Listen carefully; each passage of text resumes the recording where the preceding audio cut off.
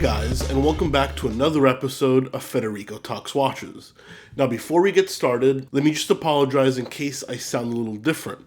I'm just getting over a cold, so my voice is a little raspy. So I apologize, but I'm at the tail end of it, so it should be gone in the next couple of days. So today, I wanted to continue my love and hate series, and I want to talk about 5 things I love about my pre-ceramic Omega Seamaster.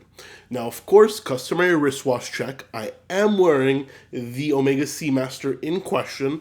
It is my latest purchase, and I'm really, really loving it. And there's certainly a few things I love about it, and a few things that annoy me as well. So just like the last time I did this episode with the Submariner, I'm going to start by talking about 5 things I love about the Omega Seamaster. First off, and this should come as no surprise because I've talked about it in a bunch of my videos, I love the bracelet and clasp. It feels really, really solid. I mean, the design, not that special, but the clasp feels secure, and it's significantly less tinny feeling than the pre-ceramic subs. The new Glide Lock clasp is great, but those older 16610s, which I also own, are, he leaps and bounds under this. And I think this clasp is great. It's sturdy, it's comfortable, it's a double button release, and of course, it's solid end link. I think it's one of the best bracelets in the business, especially at this price point. Number 2 is the color scheme. Now this is a very personal opinion, but I love blue. I love blue dial watches. I love blue on my watches. Might not be the best pick for a dive watch, but realistically, I'm not diving anywhere. I love the blue wave dial. I love the blue bezel.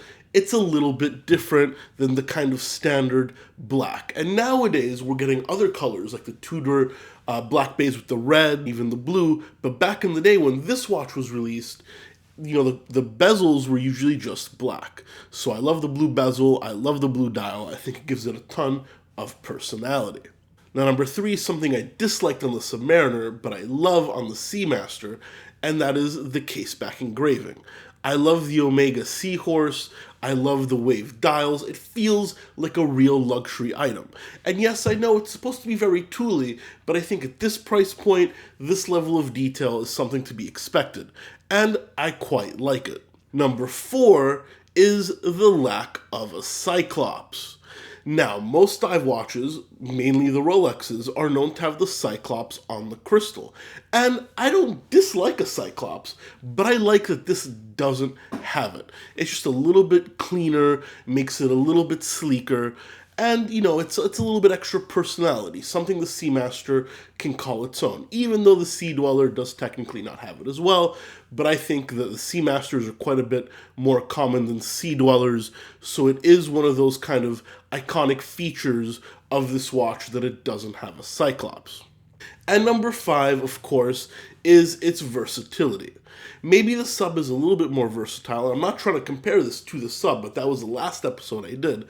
I find this watch to be very versatile. It's very thin, fits under a shirt cuff.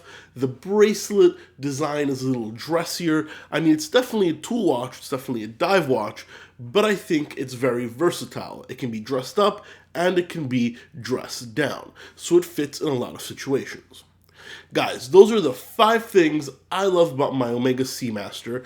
Please don't forget to tune in and subscribe if you don't want to miss my video of 5 things that I hate about my Omega Seamaster, and that's going to be in a few days. Thank you so much for sticking around for another episode of Federico Talks Watches.